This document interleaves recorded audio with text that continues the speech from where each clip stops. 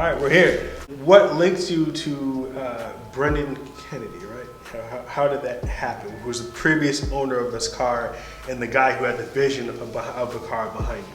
So the way me and BK became was we used to work together at the Pine Hills in Plymouth. It was my senior year when I started working there. And I don't know, it was just something that clicked between me and him.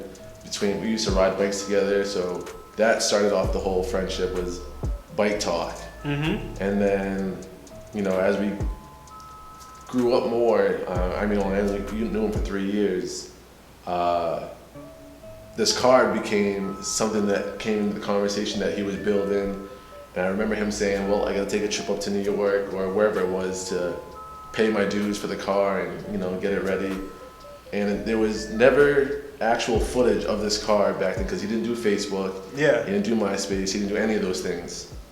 And I remember one day this machine came to my job and I was like, what the hell is that? He goes, that's my car. I was like, well, where has this been? He goes, oh, I've had it. He goes, I'm building other cars too, but I've had this car.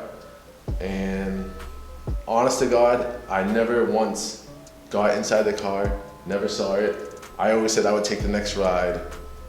And there never was a next ride until I got a hold of the car myself. Wow, that's powerful. So the history behind where you see it now is BK always envisioned his car being candy apple green. Mm-hmm. And a lot of people know that's a hard color to pull off. That's a statement color. Any candy is difficult. And I wasn't ready to perform that task. So in ways to in his memory, he's Irish. So and his favorite color was green. So my thought was, I'll start with the center of the wheels. We'll do that green for him. And then as time went on, the paint was getting a little beat up at the silver stage. So I was like, well, let's move away from the silver. And I wanted to keep the green flow. So instead of, again, doing the candy apple green, I did the white paint with the green flakes in it to, keep his Irish theme going. Mm-hmm. And, I just ran with that. And so far, it's stuck with me for a while. At a point in time, I will be doing the candy apple green. It's just, as you said, there's a learning curve to even Yeah. attempting to do that. Yeah. You got to lay paint on many times on many different cars to be able to do that way, because it could either look like literally candy, or it could just look like you just pissed on it. Yeah. So there's a lot of people who do candy, but candy is they don't understand how many layers of paint and stains and color that's into that. That's something I don't know if I will be doing myself. Plus, I have to have many test panels before I do it. But there will be a point in time this car will be to where he wanted it, candy apple green, and we're gonna run with that until it's my time. Alan, I'm going to ask you why it would be important to have that hat, but I want to hear from the man's mouth himself of why it would be important to have this car be in circulation, and even around have you personally have it. So why it was so important for me to have this car is because, BK was a role model to me. I knew so many dreams and aspirations of him from the short time that I knew him. Everything that he wanted to be a part of, I wanted to be a part with him because, he was just a great person to look up to. Mm-hmm. And after he passed, it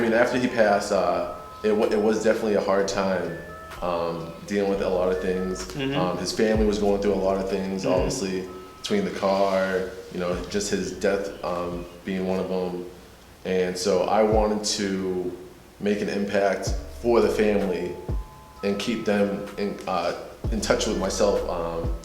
So when he passed in 2011, the car disappeared. It literally disappeared. I tried to track it down myself. I knew of where the car was, but I had no real knowledge of it.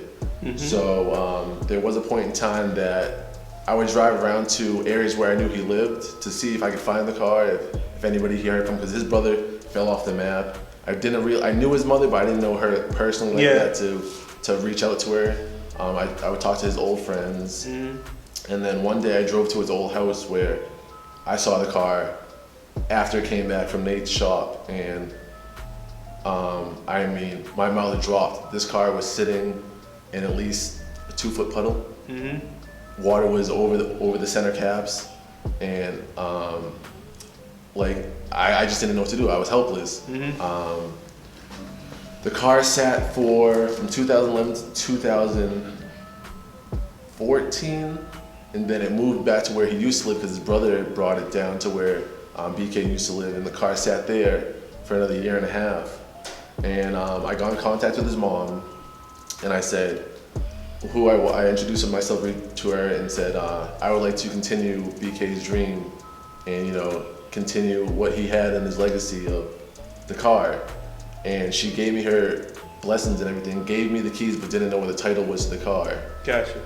And so it was right before I was going on a vacation where I figured out what airbags were. Had no clue what they were.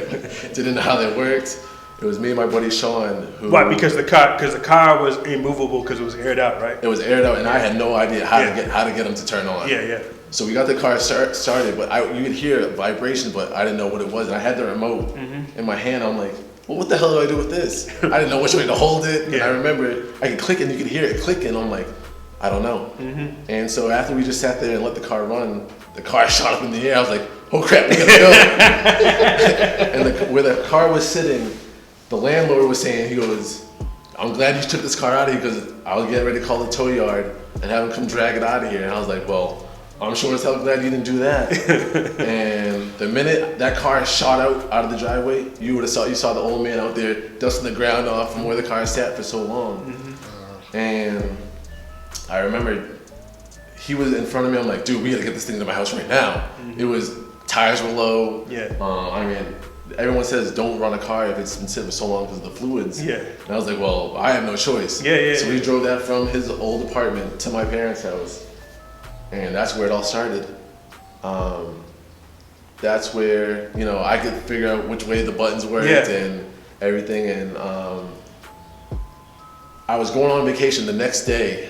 And so that's when I believe I did some research. I found the Liberty VIP page, and that's where I introduced myself and got this whole thing started. And that's how I met Martin. I met Aggie. I met a lot of the guys that, you know, that weren't from around us, but I met them through that, and I got a lot of good feedback, got a lot of bad feedback, but you know, I didn't care at the time. You know, I got my man's dream off the ground again, and you know, I was working on how to, you know, acquire the car legally, so I could continue the dream without any problems. Of course.